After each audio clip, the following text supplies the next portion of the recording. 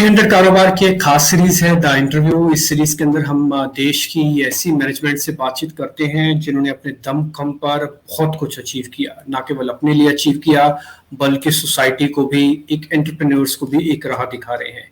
हमने कई मैनेजमेंट से बात की थी, फाइनेंशियल से लेके, टेक्नोलॉजी से लेके, स्कूल से लेके, फंडिंग वाली कंपनी से लेके।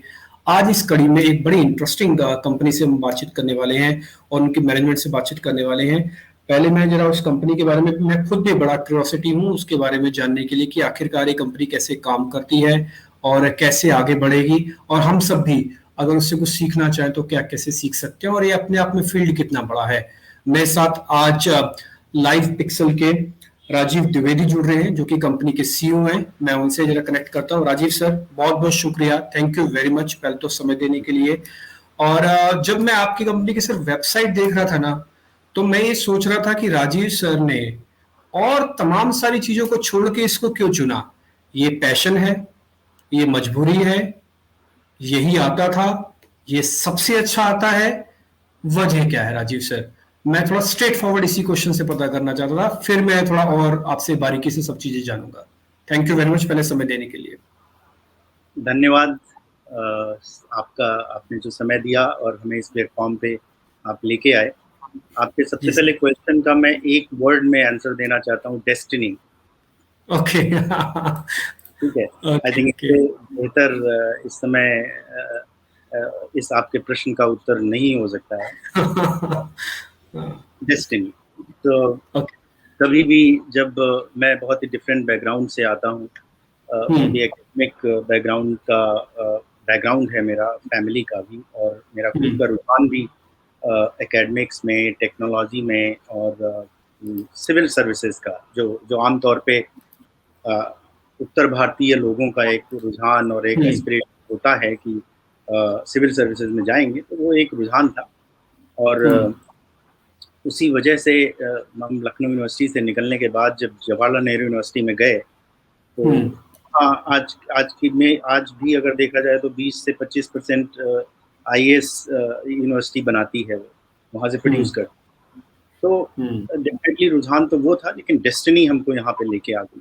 और कई बार कुछ चीज़ें ऐसी होती हैं कि होती चली जाती हैं, और उसी कड़ी में ये चीज़ जुड़ती गई। हाँ, लेकिन कुछ करने का जुनून था काफ़ी कि कुछ नया करके दें। अगर आज मैं सिविल सर्वेंट भी होता तो कहीं कुछ करता, शायद कंट्रीब्यूशन टू सोसाइटी नहीं हो पाता। तो मैंने सोचा कि कुछ नया कर पाते हैं। इस नए करने के चक्कर में, और ऑफ कोर्स एक फिर डेस्टिनी वहाँ पे लेके आई, जो सोचा नहीं था कि कभी इस तरीके से इंटरटेनमेंट इंडस्ट्री में आ जाऊँगा। ये सिर्फ हमारा ख्याल था, सिर्फ कि कभी ये जो शो वर्ल्ड होता है इसके बारे में सोचता था, लेकिन आया नहीं था। और फिर काफ़ी मेरा पैशन जो था वो लिखने में और टेक्नोलॉजी के प्रति शुरुआती दौर से ही रहा है। मैं बैकग्राउंड मेरा साइंस का है, फिजिक्स का बैकग्राउंड है, और प्रोग्रामिंग लैंग्वेज में मुझे इंटरेस्ट भी हुआ करता था एक समय पे। लेकिन कंटेंट के प्रति मैं हमेशा कंटेंट के बारे में सोचता था कि आज आप किसी भी चीज़ की बात करें तो हम भी बोलते हैं कंटेंट इज किंग। तो चाहे वो किसी भी प्लेटफॉर्म की बात करें, कंटेंट सबसे बड़ा होता है। कंटेंट अगर आपने उसको क्रैक कर लिया तो बाकी चीज़ें ऑटोमेटिकली फॉल इन प्लेस होती हैं।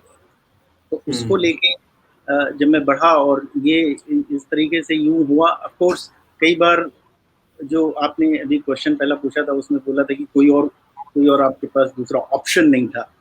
ये भी पर कई फैक्टर काम करते हैं। तो जब JNU से निकला और PhD करना नहीं था, आगे एकेडमिक में, मेरे फैमिली में बैकग्राउंड में सब एकेडमिक में थे, मुझे भी एकेडमिक में नहीं जाना था, कुछ नया करना था। तो ये भी था कि ऑप्शन भी नहीं था और हम करते चले गए। उसी दौरान किसी व्यक्ति ने बोला कि, कोई एक मेरे मित्र हुआ करते थे, उन्होंने बोला कि अगर एक पुरानी फिल्म है मुगले आजम, उसको अगर कलर किया जाए तो अगर फिर से रिलीज करें तो क्या होगा। मैंने कहा ये क्या चीज़ है, मतलब कैसे करेंगे और क्या होगा। और यहाँ से शुरुआत हुई हमारी हमारे हमारे व्यवसाय में आने की, इस बिजनेस में आने की। और फिर उस जुनून के साथ, उस पैशन के साथ हमने सॉफ्टवेयर डेवलप किया, और उस सॉफ्टवेयर को डेवलप करके हम बॉम्बे में आ गए। इस तरीके से हमारी शुरुआत हुई।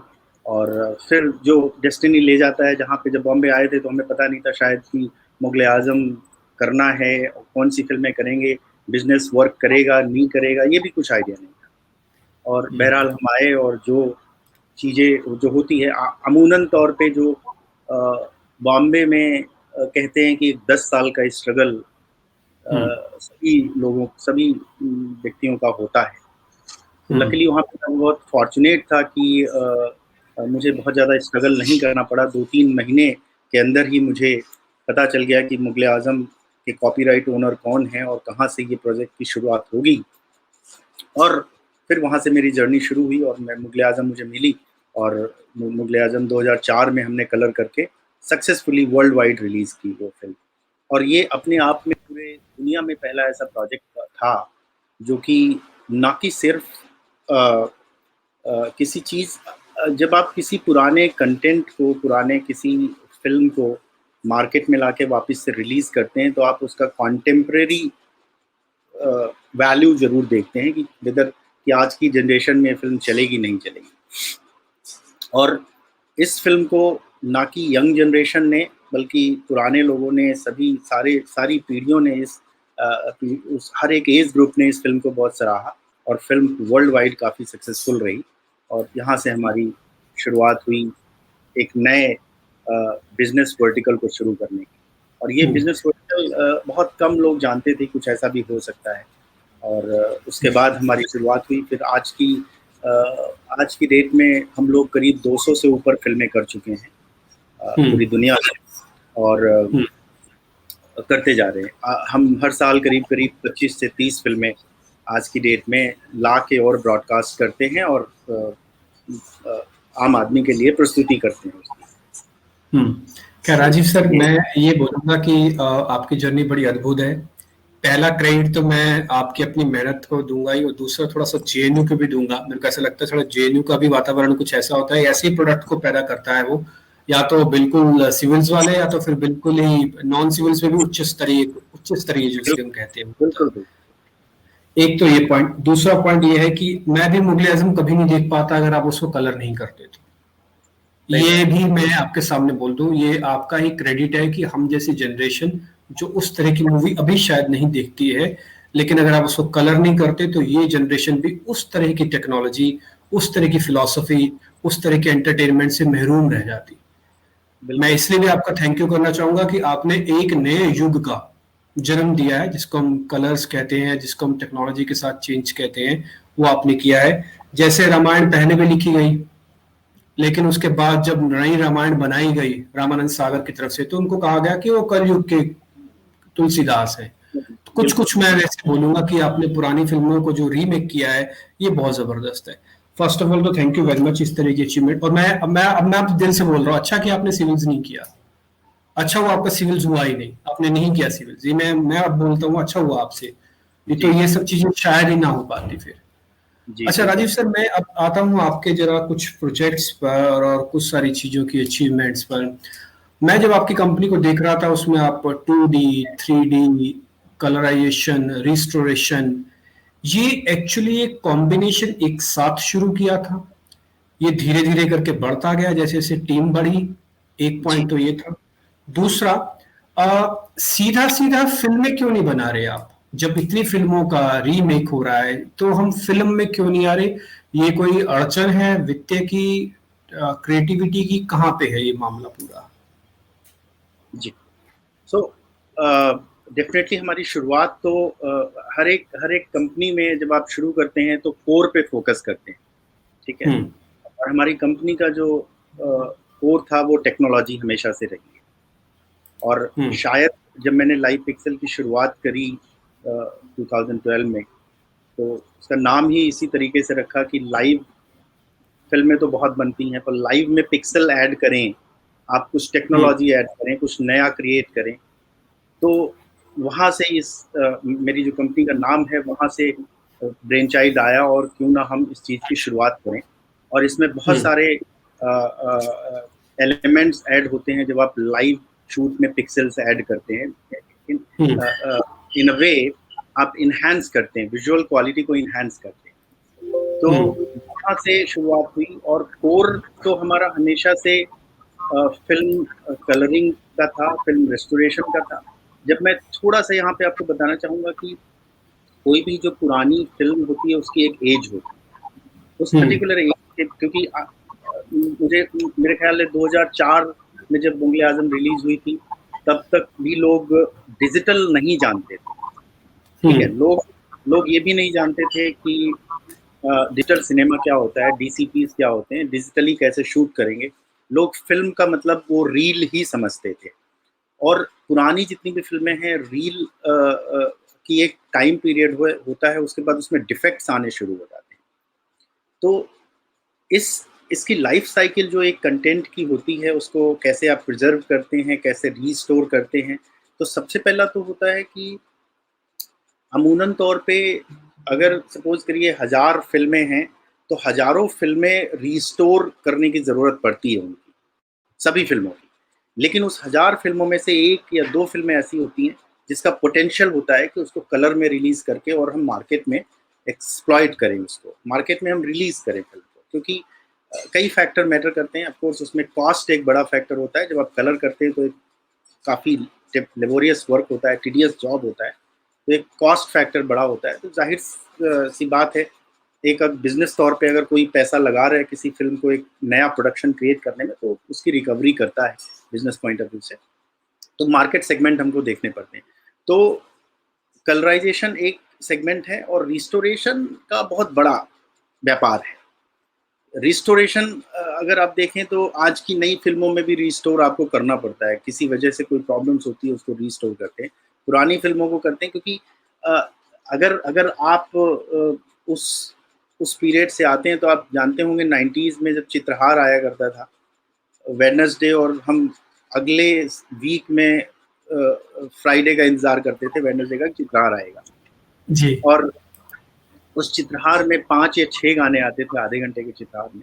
और उसमें अगर स्क्रैचेस भी आ रहे हैं पूरे गाने में या पिन होल्स आ रहे हैं तो भी हम बैठ के देखते रहते थे, अरे ये हमारा एक गाना आ गया और इसको हमें देखना। आज इतने चैनल्स अवेलेबल हो गए हैं, इतना प्लेटफॉर्म्स, इतने ओटीटी प्लेटफॉर्म्स अवेलेबल हो गए हैं। कंटेंट अगर आपके पास, कंटेंट आपका रिच लुक नहीं है, कंटेंट अगर आपका डैमेज्ड है, रीस्टोर नहीं है, तो आप उसकी कोई वैल्यू नहीं है, आप उसमें वैल्यू एडिशन नहीं करते। तो रीस्टोरेशन एक इसका पहला फेज है, किसी भी कंटेंट को रीस्टोर करते हैं। दूसरा फेज होता है इनहैंस करते हैं आप उसकी क्वालिटी। जैसे जब आप क्वालिटी इनहैंस करते हैं तो हम बात करते हैं फॉर्मेट्स की, कि हमने रीस्टोर कर लिया है लेकिन हो सकता है वो ओटीटी प्लेटफॉर्म के लिए हमारा कंटेंट सुटेबल नहीं है, तो हम उसकी क्वालिटी को इनहैंस करते हैं। और तीसरा आता है कि हम उसको कलर करके और सामने प्रस्तुति करते हैं एक नए फॉर्म में, नए। इसीलिए कलराइजेशन के बाद हमारा एक नया प्रोडक्शन क्रिएट हो जाता है, एक नया कॉपीराइट क्रिएट होता है। सो यहाँ से हमारी शुरुआत हुई एक वर्टिकल की, जो कि हमारा कलरिंग का कोर वर्टिकल है। फिर हमने देखा कि काफी डिमांड है चीजों की, कि जब मैं 2004 में ये फिल्म रिलीज की तो 2004 में मैं देखता था कि इंडिया में एनिमेशन की डिमांड बहुत है, लेकिन कोई आमतौर पे एनिमेशन फिल्मों में आता नहीं था। अगर एनिमेशन की बात करते थे तो हमारा वो पुराना भीमसेन पुराना का गाना एक चिड़िया अनेक चिड़िया जो दूरदर्शन पे आता था, वही याद आता है। उसके बाद लोग नहीं जानते थे। तो उस दौरान फिर 2003 और 4 में मुझे हुआ कि कैसे एनिमेशन इंडस्ट्री को सपोर्ट कर सकते हैं। तो मैंने एक मैगजीन की शुरुआत करी 2004 में, और उस मैगजीन का नाम है एनिमेशन टुडे। आज भी वो मैगजीन है, अवेलेबल है, लेकिन ऑनलाइन पोर्टल हो गया है, अभी ऑनलाइन का जमाना है। प्रिंट भी हम करते हैं, ऑनलाइन पोर्टल है प्राइमरी तौर पे वो। तो जब मैगजीन की मैंने शुरुआत की तो देखा कि बहुत पोटेंशियल है, काफी आउटसोर्सिंग हो रही है इंडिया में, काफी ऑफशोर आउटसोर्सिंग हो रही थी इंडिया में, बिकॉज इंडिया में स्किल सेट हमारे इजीली अवेलेबल हो जाते हैं, रिसोर्सेज अवेलेबल हो जाते हैं। और वहां से मैंने सोचा कि क्यों ना एनिमेशन की शुरुआत भी की जाए। और फिर कई कई छोटी छोटी एनिमेशन फिल्में मैं बनाता गया। मैंने बहुत सारे, पहले प्राइमरली हम लोग सर्विस इंडस्ट्री हैं, तो लोगों के लिए काम करते हैं। मैंने कई बार सोचा कि हम अब खुद के आईपीज भी क्रिएट करेंगे, लेकिन शायद व्यस्तता और कमिटमेंट मेरे और प्रोजेक्ट्स में थे, तो उसको हम लोगों ने सोचा कि ऑर्गेनिकली हम लोग धीरे धीरे ग्रो करेंगे। सो 2014-15 में हमने थोड़े बहुत एनिमेशन के वर्क किए। 2015 में हमने एक बहुत बड़ा काम किया जो कि म्यूजियम से रिलेटेड था। फिर अगर हम बात करते हैं, वर्टिकल हमारा शुरू हुआ जिसमें हमने म्यूजियम, अब अगर हम इंडिया में बात करें तो म्यूजियम्स के नाम पे पिक्चर गैलरीज होती हैं। अगर आप यंग जनरेशन को किसी म्यूजियम में ले जाना चाहें, कन्विंस करना चाहें, तो वो नहीं जाती आज की डेट में। वो कहेगी क्या है वहाँ, बस हमें फोटो लगी हुई है, स्टैटिक फोटो, उनको देख के क्या करें। तो मुझे कुछ इस तरीके की चीजें समझ में आई कि अगर आज की जनरेशन को अगर आपको म्यूजियम्स में ले जाना है, एक्सपीरियंस सेंटर में ले जाना है, तो उनके लिए कुछ इंगेजिंग कंटेंट होना चाहिए। और जब इंगेजिंग और इमर्सिव कंटेंट की बात आई, तो काफी टेक्नोलॉजी पे हम लोगों ने काम किया। जैसे इमर्सिव टेक्नोलॉजीज हैं, वर्चुअल रियलिटी है, ऑगमेंटेड रियलिटी के थ्रू कंटेंट को दिखाना, होलोग्राफी के थ्रू कंटेंट को दिखाना, जिसमें आप इमर्सिव एंड इंगेजिंग फील करते हैं अपने आप को इन्वायरमेंट के साथ में। तो ये सारी चीजों के साथ हमने फिर 2-3 वर्टिकल्स शुरू किए। आज की डेट में हम लोग म्यूजियम्स में काफी काम कर रहे हैं, और 2015 में डांडी कुटीर नाम का एक म्यूजियम गांधीनगर में है। उस म्यूजियम पे हम लोगों ने पूरा कंटेंट डिजाइन की है, स्पेस को डिजाइन किया है, और पूरा कंटेंट डेवलपमेंट करके पूरा उसको इंस्टॉलेशन एंड कमीशनिंग की है कि कैसे वहाँ पे लोग। सो बेसिकली ये गांधी जी के ऊपर म्यूजियम है, और एक contemporary thinking point of view को लेके है कि कोई भी व्यक्ति अगर यंग जनरेशन भी जाता है तो वो टेक अवे क्या लेके जाता है म्यूजियम से, उस पर फोकस करता है, और न कि सिर्फ Gandhi as a human. Basically यहाँ पे जो इसका आइडिया था वो ये था कि मोहनदास टू महात्मा, कैसे एक आम व्यक्ति मोहनदास एक महात्मा बन गए। तो इसकी जर्नी हमने दिखाई है, न कि एक बायोग्राफिकल म्यूजियम दिखाया है, बल्कि यहाँ पे हमने एक एक्सपेरिमेंटल म्यूजियम दिखाया है। और आज की जनरेशन खुद जाके उसको सोचे कि उसने क्या गांधी जी से सीखा, और क्या उन चीजों को उन्होंने अपनाया, और क्या आगे समय में अगर देखा जाए तो गांधी जी की जितनी भी प्रिंसिपल्स हैं वो आज भी आज की डेट में भी रिलेवेंट हैं, सारे के सारे रिलेवेंट हैं। तो ऐसी बात है कि गांधी जी ने जो बोला था आज से 70-80 साल पहले, 100 साल पहले बोला था, वो तभी के लिए रिलेवेंट था? नहीं, ऐसा नहीं है। वो चीजें आज की डेट में भी रिलेवेंट हैं। तो इसको आज की जनरेशन को कैसे दिखाया जाए, कैसे इंगेजिंग प्रोग्राम्स बनाए जाएं और कंटेंट के जरिए उसको दिखाया जाए, ये हमने इस म्यूजियम में दिखाया है। इस म्यूजियम में काफी टेक्नोलॉजीज का भी यूज हुआ है। होलोग्राफी के थ्रू हमने प्रेडिक्ट किया है, लाइव गांधी को दिखाया है कि गांधी, इस पे हमने काफी फेशियल रिप्लेसमेंट भी किया है, और 3D मैपिंग के थ्रू दिखाया है, वर्चुअल रियलिटी के थ्रू दिखाया है, 3D मैपिंग, होलोग्राम्स भी लगाए हैं हमने। तो कई टेक्नोलॉजी का प्रयोग करके उस म्यूजियम में हमने ह्यूमन लाइफ साइज गांधी को क्रिएट किया है। जी राजीव सर, अब मेरे पास 2 क्वेश्चन है आपसे, क्योंकि आपने इतने आराम से और हर चीज को बिल्कुल एलोबरेटेड बता रहे हैं, तो 2 क्वेश्चन है मेरे पास। एक तो मैं आज की जनरेशन के लिए पता करना चाहता हूँ, जैसे अभी आपने कहा कि इंडिया के अंदर अभी भी एनिमेशन का स्कोप बहुत है, जब आप थे तब भी था, मेरे को लगता है शायद अभी भी है, क्योंकि अब 2G 2D 3D 4D 5D 7D तक लोग चले गए हैं, सुनने को मिलता है। हालांकि मैंने कभी देखा नहीं, बट सुनने को मिलता है 7D भी हो चुका है। दूसरा सर, इस इनोवेशन के अंदर ना पैसा बहुत खर्च होता है, आपको भी अच्छी तरह से पता है, आपको खैर चला ही रहे हैं। एक सॉफ्टवेयर, पहले तो उसको खरीदना, उसको जानना समझना, जब तक आप जानेंगे समझेंगे चीजों को इस्तेमाल करेंगे, तब तक लगा कोई नई टेक्नोलॉजी आ गई, तो फिर आपको वापस शिफ्ट करना पड़ेगा। तो जो एक नया एस्पिरेंट है जो इस तरह के प्रोडक्शंस में आना चाहता है, उसको क्या क्या उसके पास होना चाहिए, वो मस्ट वाली लिस्ट आप मेरे को बता दो कि ये तो उसको चाहिए, नहीं तो फिर आप दूसरा कुछ देख लो आप।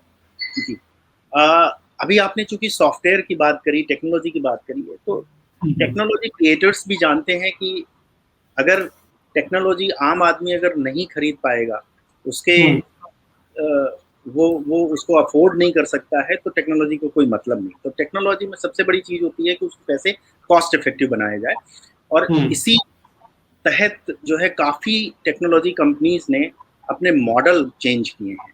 अगर आज हम 10 साल पहले बात करें तो लाइसेंस जब हम लेते थे, परपेचुअल लाइसेंस मिलता था, बट उसकी कॉस्ट एक सॉफ्टवेयर की, जैसे सपोज मैं एक एग्जांपल लेना चाहता हूँ 3D एनिमेशन की। माया का लाइसेंस, एक समय था जब माया का लाइसेंस 12 लाख 15 लाख रुपए में वन सिंगल यूजर लाइसेंस आता था। आज उन्होंने नीड बेस कर दिया है इसको। नीड बेस की मैं बात करूं कि उन्होंने सब्सक्रिप्शन बेस कर दिया है। आज अगर मुझे काम करना है इस साल में और मुझे माया खरीदना है, तो मैं उसको सब्सक्राइब कर लूंगा 70-80 हज़ार रुपए में और यूज करूंगा। लेकिन शायद अगर मुझे 15 लाख रुपए लगा के वो लाइसेंस लेना पड़ता तो मैं नहीं अफोर्ड कर पाता। तो कंपनीज ने उस चीज को समझा। अगर मैं बात करूं रिवाइवल की, रिवाइवल सॉफ्टवेयर आज से 15 साल पहले 1 करोड़ का आता था। 1 करोड़ में 1 single licence. You know how, कैसे कोई एक व्यक्ति, कोई एक पर्सन, इंडिविजुअल नहीं अफोर्ड कर सकता है उसको। इनफैक्ट कंपनीज भी अफोर्ड करके उसके एक बिजनेस मॉडल, रेवेन्यू मॉडल नहीं बना सकते। शायद स्लोली उन्होंने रियलाइज किया, और आज जो सॉफ्टवेयर अवेलेबल हैं वो 3 से 4 लाख के रेट्स में अवेलेबल है। सो आई थिंक सॉफ्टवेयर कंपनीज भी रियलाइज कर रही हैं इस चीज़ को, पोटेंशियल रियलाइज कर रही हैं, और वो चेंजेस ला रही हैं। इसके अलावा अगर मैं यंग जनरेशन को बताना चाहूँ कि कैसे चीज़ें आगे बढ़नी है, तो आजकल तो डिजिटल का ज़माना है, और आई थिंक काफ़ी ट्यूटोरियल्स अवेलेबल हैं चीज़ों को लेके। सबसे पहले श्योर अपने को सेल्फ इवेल्युएट करना पड़ेगा कि आप में स्किल्स, क्या स्किल्स हैं, आप किधर एक्सप्लोर करना चाहते हैं। और काम कोई भी बुरा नहीं होता है। काम जो आप करें शिद्दत से करें, लगन से करें, एंड आई थिंक आप उसमें हमेशा अचीव करेंगे। अगर आप शिद्दत से काम कर रहे हैं तो कहीं न कभी आपको सफलता उसमें ज़रूर मिलती है। यस। एनिमेटर्स की, मैं एस्पिरेटर्स की बात करना चाहूँ तो मैं बताना चाहूँगा, आज डिजिटल सारी चीज़ें ऑनलाइन हो रही हैं। ऑनलाइन में ट्यूटोरियल बहुत अच्छे अवेलेबल हैं। अगर सबसे पहले तो आप अपने को टेस्ट करें, ट्यूटोरियल से सीखें, और फिर आप उसमें आगे एक्सप्लोर कर सकते हैं कि किधर आपको जाना है। ठीक है। अच्छा राजीव सर, एक चीज मेरे को आपसे थोड़ा और आइडिया लेना था। हर प्रोफेशन के साथ साथ एक आपका जुनून तो होता ही है, प्लस उसमें आप कहते ना कि अपना खर्चा भी देखना होता है, अपनी कमाई भी देखनी होती है, अपनी ग्रोथ भी देखनी होती है। तो मैं इस चीज से तो ठीक है कि अगर आप एनिमेशन में है, इस तरह के क्रिएटिव कंटेंट में, तो आपके पास जुनून तो होना ही चाहिए, जैसे आपके पास था, है ना, आप सक्सेस में आए। लेकिन दूसरा, अगर मैं इन कॉस्ट टू रेवेन्यू के हिसाब से देखूं, मैं थोड़ा बिजनेस का आदमी, तो कॉस्ट टू रेवेन्यू जरूर पता करूंगा आपसे। तो खर्चे के मुकाबले जो कमाई है वो इतनी हो जाती है कि अगर हम दूसरे करियर में नहीं है, इस करियर में है, तो अपने आप को ठीक मानते कि यस ठीक है भाई, इस करियर में है। जैसे कई पत्रकार जो अखबार के हैं ना सर, सॉरी टू से, मैं भी जर्नलिस्ट हूँ, बट कई अखबार के पत्रकारों को लगता है शायद हम आईटी में होते तो ज्यादा अच्छे होते, जितनी मेहनत हमने अखबार की पत्रकारिता में की है, अगर हम आईटी में कर ले तो ज्यादा बेहतर हो जाते। बिल्कुल नहीं, देखिए सब समय का की मतलब बात भी होती है। आईटी जो आज से 20 साल पहले थी, आईटी आज है, काफी उसमें चेंजेस आ गए हैं। आईटी 20 साल पहले जो थी, आप नॉन आईटी बैकग्राउंड के होते हुए अगर आपने जावा का कोर्स कर लिया और आपको इजीली 30-40,000 की जॉब मिल जाती थी। पर आज की डेट में वो नहीं है शायद। आज की डेट में आपको टेक्नोलॉजी का मतलब है कि आपको अपडेटेड रहना पड़ेगा। करेंट टेक्नोलॉजी के साथ करेंट ट्रेंड्स क्या चल रहे हैं, उसमें आपको अपडेटेड रहना पड़ेगा। जब तक आप अपडेटेड नहीं है, if you are not updated, you are obsolete, you can not work in technology. तो आपको समय के साथ साथ उसको अपडेट करना पड़ेगा। टेक्नोलॉजी की बात करें, अगर मैं बिजनेस और ग्रोथ की बात करूं बिजनेस पर्सपेक्टिव से, बिजनेस पॉइंट ऑफ व्यू से, तो यूजुअली अगर ग्रोथ की बात करें तो अमूमन तौर पे मेरे ख्याल से 15 से 40% की ग्रोथ आमतौर पे एक एवरेज होती है इस बिजनेस में। प्रोसेस डेवलप की बात करने की बहुत ज़रूरी होती है कि जैसे आप अगर सही प्रोसेस और सही अप्रोच सेटअप कर लेते हैं किसी भी बिजनेस में, आपका अप्रोच सही है, और आपने एक प्रोसेस जैसे डेवलप कर लिया, जैसे एनिमेशन की भी बात करूं तो this is more like assembly line kind of business. You have a design ready. Once the design is ready, then it goes to pre-production. When the pre-production is ready, then it goes to production. When the production is ready, then it goes to post-production. So it's a chain. It's a kind of assembly line of business. If one gets delay, your guys are sitting idle. Okay. So you there's a lot of time you have a transition period. कई बार आपको transition आता है जब आपको होता है कि एक आपने प्रोजेक्ट को एक लेवल पे कंप्लीट कर लिया पर दूसरा प्रोजेक्ट टाइम से नहीं आया, तो आप क्या करेंगे? या प्रोजेक्ट्स की एक फेज को कंप्लीट कर लिया लेकिन दूसरी फेज जब तक पहली कंप्लीट नहीं होती दूसरी नहीं जाती है. सो आपको एक process, it's a very much process driven. अगर आपने प्रोसेस को सेटअप कर लिया, ऑपरेशन सेटअप कर लिए, so I think you can achieve somewhere from 30 to 40% business growth easily.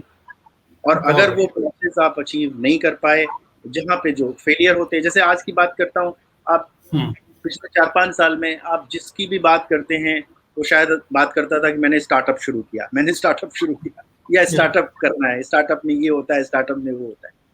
Ground reality बहुत अलग है. ग्राउंड रियलिटी अलग ये है, ठीक है, बेनिफिट देती है गवर्नमेंट, पर ग्राउंड रियलिटी आज की डेट में ये है कि 10 स्टार्टअप में से कितनी स्टार्टअप सक्सेसफुल होती हैं. अगर आप जाएंगे और पता करेंगे 10 में से आपको हार्डली एक मिलेगी जो सक्सेसफुल होती है, नहीं तो 10 में से 10 भी फेलियर होती है. उसका रीजन सबसे बड़ा है विजन. अगर आपका विजन क्लियर नहीं है, प्रोसेस ड्रिवन आपने नहीं बनाया किसी चीज को, तो चाहे आप स्टार्टअप खड़ी कर लें और चाहे आप वेंचर कैपिटलिस्ट के साथ एक बड़ा बिजनेस तैयार कर लें, आप उसमें नहीं सक्सेसफुल हो पाएंगे. तो बहुत ही यही सेम चीज यहाँ अप्लाई होती है. जैसे मैं मेरे कोर की बात करूं कलरिंग में, तो उसमें एक मैंने प्रोसेस डेवलप किया है. मेरे लिए मैंने टीम में इन्वेस्टमेंट किया है. वैसे भी सर्विस इंडस्ट्री के लिए टीम जो है वो आपकी एसेट होती है, ठीक है. मैं टीम में इन्वेस्ट करता हूँ, और जब आप टीम में इन्वेस्ट करते हैं, जब आप टीम के लिए सोचते हैं, तो एक प्रोसेस आपका बड़ा ही फुल प्रूफ डेवलप होता है. और अगर आपने प्रोसेस फुल प्रूफ डेवलप कर लिया तो आपके ग्रोथ प्रॉस्पेक्ट्स बहुत अच्छे हो जाते हैं. मैंने तो कलराइजेशन और रेस्टोरेशन की बात करूं, मैंने 50%, मैंने 60%, इवन यहाँ तक कि 100% ग्रोथ भी देखी है. तो ये that's how the business mantra. Interesting Rajiv sir, आपने बिल्कुल खुल के बात की, और मैं जैसे उम्मीद भी कर रहा था कि आप जैसे अपने बिजनेस में बिल्कुल आप क्लियर हैं, तो ऐसा आपका थॉट प्रोसेस भी बिल्कुल क्लियर है. हमने आपसे थोड़े कठिन सवाल भी पूछ लिए, सीधा वाला, लेकिन फिर भी आपने उसके बहुत बखूबी जवाब दिए. बहुत बहुत शुक्रिया राजीव सर. जल्दी आपसे वापस मुलाकात होगी. इसी नोट पे सर मैं आज इस कार्यक्रम को रोक रहा हूँ. बहुत बहुत शुक्रिया, और हमारी तरफ से भी आपको बहुत बधाई और बहुत बहुत शुभकामनाएं. आप आगे चल के इससे भी बेहतर काम करें और इससे बड़ी कंपनी आप बने. बहुत बहुत शुक्रिया sir. Thank you very much. Thank you.